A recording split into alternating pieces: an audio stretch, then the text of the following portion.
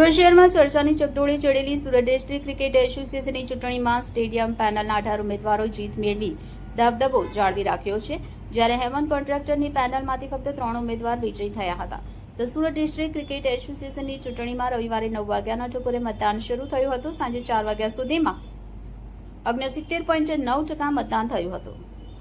5222 મતદારો પૈકી 3608 મતદારોએ મત આપ્યા હતા. મતદાન પૂર્ણ થયા બાદ સાંજે 5 વાગે મતગણતરી શરૂ થઈ હતી. શરૂઆતમાં ભારે ઉચાટ જોવા મળ્યો હતો, પરંતુ જેમ જેમ મતની ગણતરી આગળ વધતી ગઈ તેમ તેમ સ્ટેડિયમ પેનલના ઉમેદવારોની જીત નિશ્ચિત થઈ ગઈ હતી.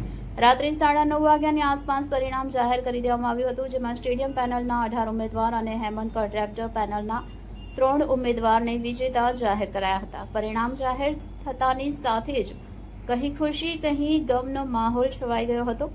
હેમંત કોન્ટ્રાક્ટરની પેનલમાં યશ શાહ, અક્ષરા કોન્ટ્રાક્ટર અને મહેક ગાંધીને બાદ કરતા બાકીના 18 ઉમેદવારોનો પરાજય થયો હતો, જ્યારે અપક્ષ તરીકે ઉભેલા ઉમેદવારને 415 મત મળ્યા હતા.